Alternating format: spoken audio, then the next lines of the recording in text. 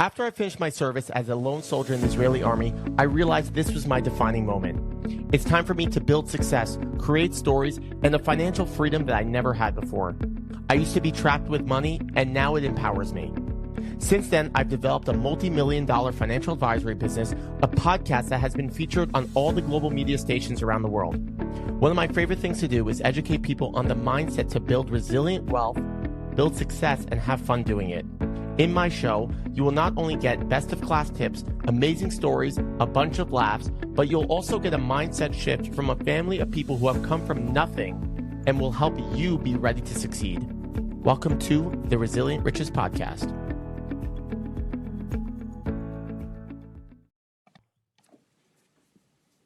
The core of business foundations is actually building a strong network, actually building strong relationships, actually building a community around yourself of people, one, that you can trust, you could send your clients to, they can send you clients to. But the second part is actually learning and being able to have language from professionals that you are close with. And then when you go out and sell or talk to other people, you can relate languages to that person as well.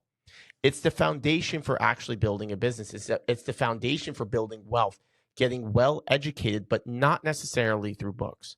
So today we brought Helena Baker, who has built an English-speaking networking group in Israel, which is absurd in itself because you talk about a country and you're finding people that are so specific and niche that are just speaking one language to build a community around themselves and actually collaborate and build success. So today we're going to talk about the specific tips of how to build a network, how you should approach networking groups, and best ways to actually leverage networking groups to create, grow, and build your business, which will in turn create, grow, and build your wealth. So thanks everybody for listening. We're excited for this one.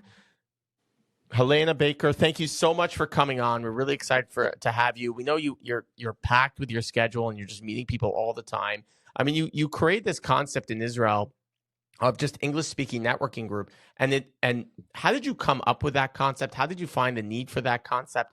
Isn't there like a bunch of Israeli companies that can also speak English and everybody has to kind of follow into their line? How did you get into this? Sure. So when I moved to Aliyah in 2019, I'd been a freelance copywriter in England. And when I moved to Israel, I really wanted to continue freelancing. And I wanted to continue networking. That's really how to grow my business in England. I gone to tons of networking groups in London. You can network, every single day, which is what I did. I don't recommend it, but I was young and hungry. And then I came here and there wasn't so much. So I decided 6 months after I made Aliyah, which is a little bit crazy, to create English-speaking networking. And because I felt that I really needed it, both in terms of I didn't speak Hebrew yet. Also, Israelis were still still are a little bit scary to me. And I really craved that community. And I figured, well, if I need it, then so many other people would, of course, need it. So I created English-speaking networking in September 2019. And then in March 2020, COVID hit as well. So it was really a baptism of fire. Yeah, I mean, that's really what happened. Like you build out a necessity. So when you approach networking, how should somebody approach actually going to a networking event? Do they come around and just hand out business cards to everybody? Like, what is the actual style of networking? I would just arrive, throw business cards on the floor and leave. No, listen. So I think when it comes to attending networking events, there's really key strategies to have in place. And for me, it starts even before you arrive. So firstly, I would say these are very niche tips, but I would personally always eat before you arrive. I would never arrive at a networking event hungry. I think it's good to arrive in a very calm and relaxed state of mind. I would always arrive early as well. I think it's much easier to arrive early, get to know the people there. It's much easier to talk when there's fewer people there. So those are the tips I will do even before I arrive. And then once you arrive, your goal at a networking event is really just to build relationships and get to know people. And really what you're doing is starting relationships that you can continue after the event itself. So my job at a networking event is to have a conversation no longer than 15, 20 minutes with whoever it is there, 4 or 5 people. And then after the event, really follow up with them. And arrange coffees or Zooms or whatever it is after the event to really start building that relationship. But it's kind of like a starter, essentially. Yeah. I find with networking, the hard part for people when it comes to a networking group is that they just show up and they just try to go up to random people. Yeah. But I decided, because we built our businesses off networking, I decided that I want to go to a networking group. I'm going to go and instead of handing out business cards, I won't even bring business cards 99% of the time, but I will talk to people through the person that invited me. So I go to a networking group. Helena, you're there. Helena then has 4 or 5 friends that she also knows because she's part of the networking group, and she invited me or she invited other people. And then I talk to them, and then I talk to, let's say, John, and John then introduces me to Yossi, and then Yossi introduces me to Shlomi, and then Shlomi brings me back to the non-Hasidim and brings me back to like I'm going back to Hasidim, but I'm going to David. And like that is how I approach networking groups in general. Like I feel like you do not need to go cold if you are going through, if somebody invited you and you can go through somebody else and have them introduce you, because they're only going to speak to you for 10, 15 minutes. They're required kind of to introduce you. Is that well, how are you strategizing when somebody actually gets to a networking group? I mean, I think that's a great approach if you have someone you already know there and to really leverage them. I think that's like a fabulous approach. I think it's not always the case. Sometimes we really go to events and we don't know anybody, or we don't feel comfortable asking people we already know. Sometimes it can feel very awkward to do so.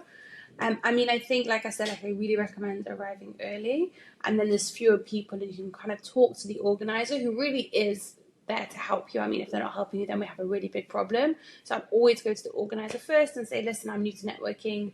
This is my first event. I would love you to introduce me to people who might be relevant. You know, this is what I do, and this is the community that I serve. And I think that's a really easy way to kind of get those conversations started. And once you're there, again, I would have conversations of no longer than 15 minutes, not mentioning anyone's personal appearance, talking about religion, politics, or family life, unless someone else mentions it, really important points. Having a conversation, and then at the end saying, it was so great to talk with you.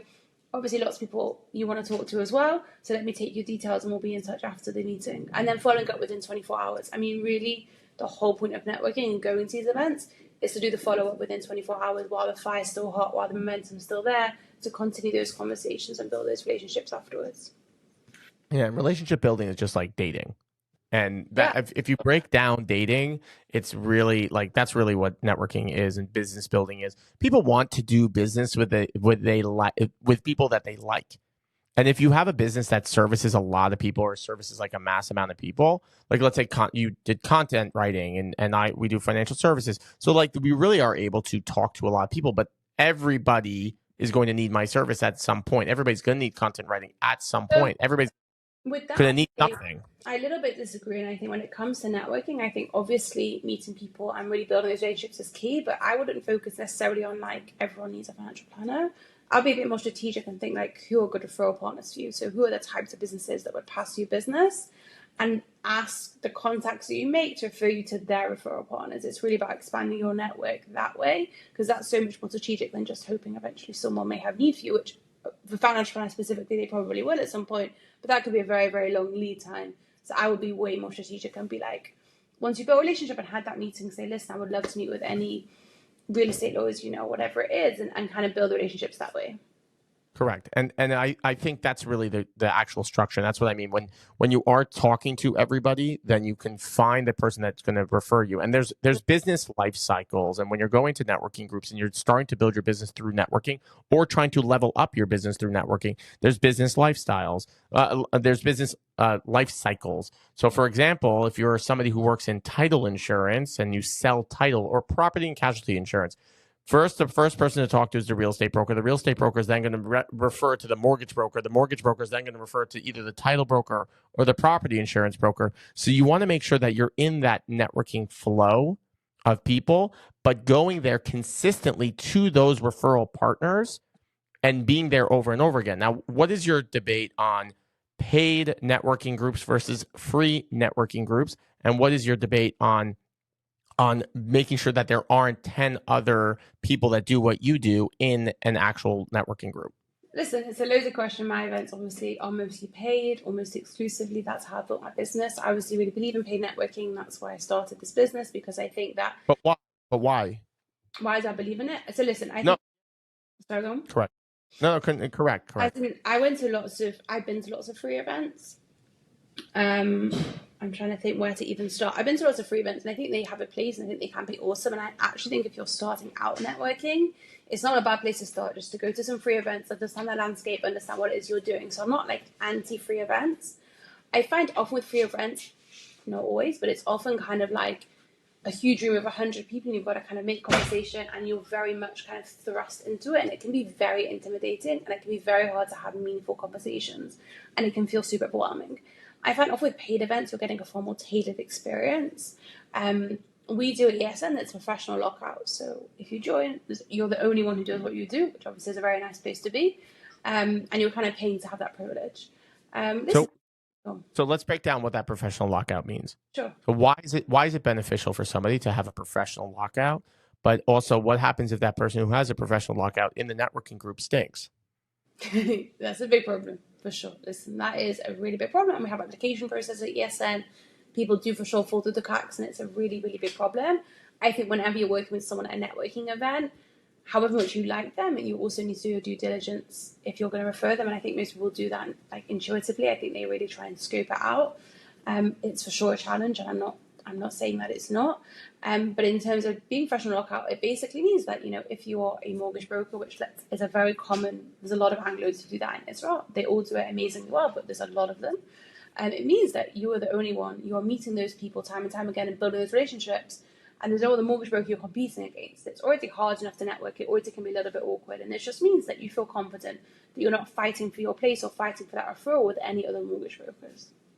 Yeah, I agree with that. I mean, I find that super crucial that when you are going to a paid networking event, that you're also locking yourself out. That number one, you get higher quality people. You have people who are making money off of this. So like Helena, you're making money off of this, and that means that you have a responsibility to your members to make it as high quality as possible and make it an actual experience. And then also, yes, networking events are great because you learn and you can expand your knowledge and you expand your group. But also, what is big is also making money on those like through networking and referrals and building a business. Like that also does matter. There's nothing shy about that. Yeah. But making sure to lock yourself out is very, very crucial. And I find that also you become a lot less intimidated, and you can build your network a lot better when you feel comfortable, and you can also give more because you don't feel like you're the only person giving and somebody else is coming in from behind you and trying to steal the business or that unnecessary competition. There's so much business out there. I never really found that so crucial. But so you're building that networking and you're getting in there. How do you start the conversation? How do you get it to the next level and how do you actually build a business from networking, and how can you extract referrals? Wow, that's a lot of questions. I'm going to start with the last one because I remembered it the most, but we may have to review some because I'm not sure I can remember that many at once. But for the referrals, so the first thing that I would do is when you're first going to the first time you meet someone in a networking forum, whatever that looks like for you, I would really focus on building the relationship. I wouldn't particularly mention obviously business if it comes up, but I wouldn't be talking about sales or referrals or anything like that. I would really just be looking to build that relationship and like talking to them and getting to know them and, seeing if there's kind of a click, as it were. That's the first conversation, 15 minutes, whatever it is. Then you do follow up and you have a second conversation with them. And again, most of that conversation should be just like schmoozing, getting to know them, understanding them, and then at the very end, I would kind of say, listen, like for me, I would even say, it would be great to know who good referral partners are for you. So I can see if there's anyone that I know who may be of interest and help to you.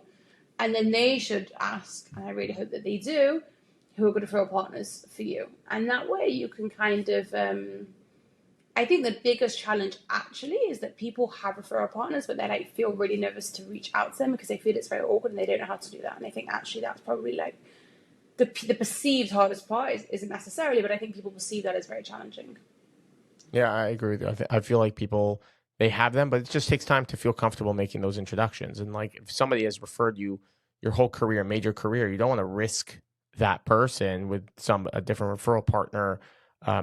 But building that relationship is really crucial when you're doing it. So once you build that, let's say you build that referral stream, how should you look at referrals as a business? How should you look at referrals as somebody, like what should you be doing when it comes to referring? What do you mean in terms of referring other people or getting referrals? Like we send clients out, but we also have to vet the people that we refer clients out to. How should you be careful on referring? Because yes, everybody wants it back and forth, and it's not tit for tat, but there's structured and there's actual like methodical ways to refer business and to get referrals. How do you do that? So I think in terms of like vetting, I think that's different for every person, and I think there's more intense ways to do it. You can ask for testimonials, so you can ask to speak to former clients and see if they're happy. I think you can ask for case studies. I think there's a lot to do that. It's less my like expertise. I think there's different ways to do that, and that's kind of on you to do it. If you are looking to do a referral, which also I think it's really important to remember that when you're sending out someone to a referral partner, it doesn't need to be that intense. Like, you're not saying buy from this person at awesome. What you're saying is, this is someone I met at a networking event. They seem super cool. I think you guys would have a lot to talk about. I'll let you two connect and have a coffee. So it is very, obviously, you should feel comfortable doing that. And I'm not encouraging anyone to do that if they feel in any way it's inappropriate. But like, it's very relaxed. Like, it's not a big deal. And also it could be mutually beneficial. Referrals go both ways for both parties. So that email can be very chill, and it can be very like, the two of you will get on, you guys take it from here. And then it's on the person to really follow up with that relationship and build that relationship themselves. So it should be too high pressure. I think also sending out like one referral to like a lower hanging fruit or somebody that's a good friend of yours is really good, because you can test how that person, like I referred somebody to an actuary or whatever, long story. But I referred somebody to an actuary, and you know what? He didn't respond so quickly. He was a little degraded. Like, he wasn't so like friendly and nice to that person. Like, he made me look a little bit bad. So it was just like, okay, so that's a person I'm just not going to refer to. So like, don't send your grandmother to like that person right away on day one because you just like him and just want to send him a little bit of business. Like, it's not worth it to take that risk. Really, it's terrible. What'd you say? It's sad to hear that happened. It's sad to hear that people. It happens all the time. I didn't think about it. Yeah, no, it's people. You could refer people. There's two sides. Is one is you need to, like, if we're a company that has clients, so we need to refer to accountants, to attorneys, property brokers. We need to refer to them, and many of the times it's not so much how much can they refer back. It's, will they do a good job for my client, and that's really, really crucial to have. So it's not just. It's a two-way street, but they need to make sure that they service my clients first. If they service my clients first, yes, then we can talk about like, all right, referring back and forth and building the network that way. But if you can't even do a good job, I'll never refer you clients, and I don't want your clients either, because if you have 5 clients and I have 100, that means that you have crappy clients because you're a bad service professional, and I'm a good service professional. I respond right away. I'm on top of my A game. Like, I'm constantly networking. It's a very different style. My dad is knocking me at the door because he's just like, hey, you got to come and speak. Like, he wants to talk about referring. We built our businesses off of Business Networking International. That was how we learned how to build a networking group, and that really helped us. How you're both in separate groups? Or you're in the same group? We were. My dad's still in the group. I left my group just to do different networking opportunities. But it is the most, one of the BNIs, and I don't work for the company, and I'm not even in their organization anymore. It's so good because you're able to, number one, you learn what it means to network, and it's very, very well structured. And you learn how to talk about yourself. I think there's challenges. I think BNI is excellent, and I really encourage people to visit and to join if it's relevant to them. I think it does have some challenges. I think it's very high pressure. I think for someone like you to bring referrals, it's very doable. Like, the sort of business you have, it's very lends itself to that. I think the pressure to bring referrals is really intense, and I was a member of BNI in England. I was a member of 2 different groups. And the first group took itself very seriously. The pressure to bring referrals was enormous and felt very overwhelming, and also to turn up to meetings, and it was a lot. And then the second group was more relaxed, and that felt more sustainable for me. I also think specifically for women with kids, it's like a very, very, very big challenge. I do think they've modernized since COVID, but I think like having to turn up, 6:30 in the morning is not really doable for women, and you start reflected in the demographics of the group. So I think it's great. I do think there are certain challenges, but I think it does amazing work. I agree with you. I'll let my dad jump in. Sure.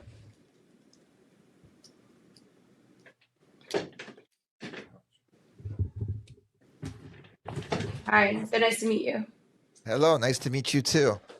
So just to let you know also, I have another son, a year older, 2 years older than Yair, that made Aliyah about 5 years ago. He's living in Tel Aviv, and cool. I lived in Tel Aviv for many years. What's that? I lived in Tel Aviv for 5 years. I loved it there. Yeah, so he loves it there too, and we're going to see him in another month. We're going. My mother-in-law also lives in Herzliya.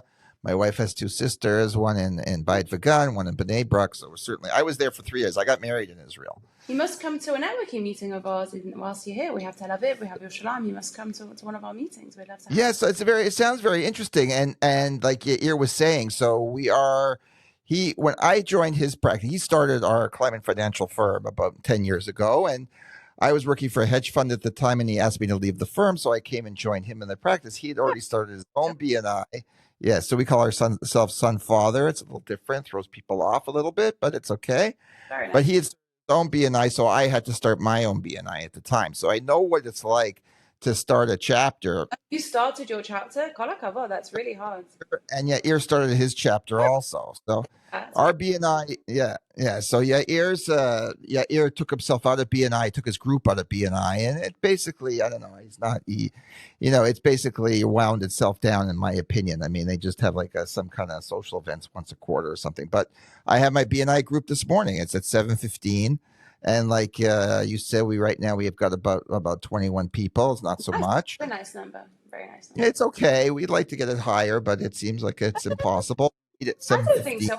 Listen, I think in England, a lot of the BNIs were very reliant on the trade. So like painters and builders and whatever, which it's very hard for them to refer to you. So you can have lots of numbers, but like, are they actual, valuable referral partners to you? It's something to think about. I think 21, if they're good quality, then will B2B then. I don't think it's a particular problem. Where do you live in America? Where do you live? I live in Englewood in New Jersey.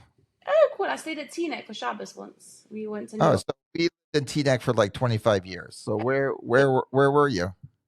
My gosh, I stayed by a very nice family. I can't remember. Then me and my husband stayed there and with our baby. And it was really for us like a very, very different culture, and we were a bit in shock. Like the passion for Israel to us was like we live in Israel, but my husband was in Minawim, and they were obsessed with him, and it was a very like interesting. Yeah. I went to actually, you might have been there. I spoke at a conference when I was in there. It was organized by Mordechai. His name escapes me. A very nice conference there, and and my husband came, and they were like, it was very exciting for them to have like a real, a soldier, and it was very. Absolutely. I mean, Teaneck, Englewood has been very supportive, and there's a lot of people go and move to make a Aliyah there. But let me just ask you a couple of questions. Do you find it difficult? Because actually in my BNI, I have somebody from the UK that was in a BNI in the UK, didn't like it, and it moved we've taken him as an exception. He's done social media. But have you found a difference between the networking in Israel as opposed to England? Oh my gosh, 1000%. That's like a huge question, and there's so much difference. So firstly, networking in England, well, I don't know where to start. The networking in England has like a really clear history. Like people have been networking for a really long time. BNI's been around for I think like a really long time. Paid networking is much more normal, and people really know how to network. Like I think the education around networking is like really integrated into a lot of people, and it's very clear. I think in Israel. And I'm speaking mostly about the Anglos. I think the Israelis networking, it's done in the army, tachlis. Like, it's really done at school. It's really done in the army. Like, even my husband, let's say, it's introduced me to lots of people for my business through his personal network because he was in the army and he was in university. And, that's often how they network. And they network exceptionally well. The Israelis naturally are very, very good networkers. But then us Olim show up with nothing and no connections. And we're lost because we don't have those natural connections, and more importantly, the Olim really don't know how to network because most of them came from America or they came from England, and people who network in England know how to network. But if you don't network regularly, then it's like a completely different world for you. So suddenly you're flung into Israel where networking is crucial and having a strong networking is crucial, and the Olim have no idea what to do really. And they're certainly shocked to have to pay for it. Like when I started ESN, the idea you would pay for networking to people was like diabolical. Like really, the feedback I got was extremely negative at the start because they had to pay. Over 5 years now, that has changed. What's your cost? I don't know in dollars. It's for online. It's 260 shekels a month plus VAT, and face to face it's 350 shekels. I can check what that is in dollars. I don't know. I'm sorry. I think it's like $66. Yeah, but people were shocked. Like even it didn't really matter how much it was. I mean, even the idea of paying was like so whatever. And people have now come around to it because I've been going for 5 years, and the proof is in the pudding. But it's very, very different here. And every year I do a big mega event. So we have like 200 business owners from all around Israel that come. It's like an awesome, amazing event. I make money through sponsorships, but people pay for tickets as well. But they're like pretty low cost. It's for English speakers. That's your target. Yeah. And they come to this event and people have no idea how to network at this event, because people, like the people who come to visit my groups, they already are a bit there. But people who come to this event, it's a one-off thing. So they feel no like commitment. And we really have to train them on the day how to network, because people have no idea. And they're good people, they just don't know how to network. Yeah, I know my son himself. Like when he got to Israel, he was very committed to learning Hebrew and getting absorbed in the Israeli community. But it took him many years. But it's great to meet you, and I'm gonna pass it back to Yair.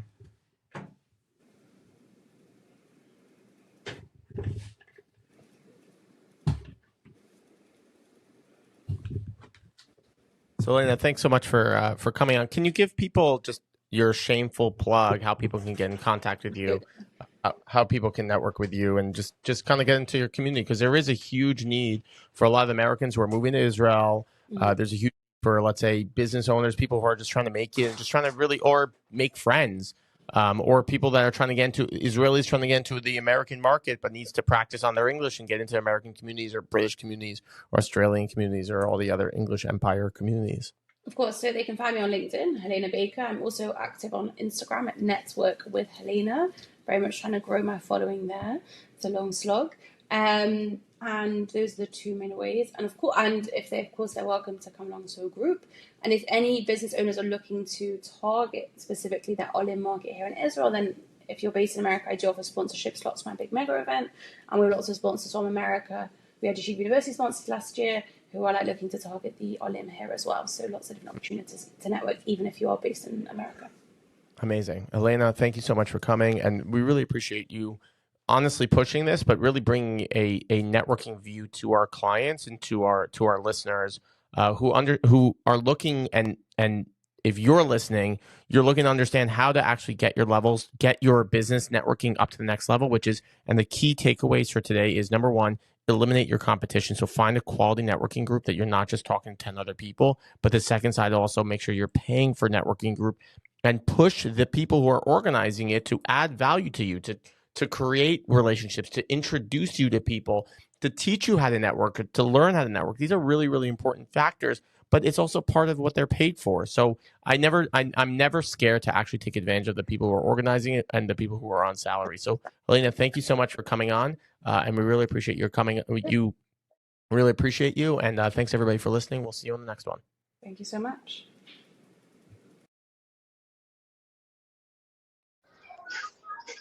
This podcast is for informational entertainment purposes only and does not constitute investment, tax, or legal advice, nor any investment recommendation. The content is not tailored to any listener's objectives, financial situation, or needs, and past discussions do not guarantee future results. Views expressed are those of the speakers. Advisory services are offered through the Partners Wealth Management SEC registered investment advisor. Registration does not imply certain levels of skill or training, including financial DBA of Partners Wealth Management. References to a third-party organizations, events, or networking groups are up for illustrative purposes only and do not constitute an endorsement or affiliation.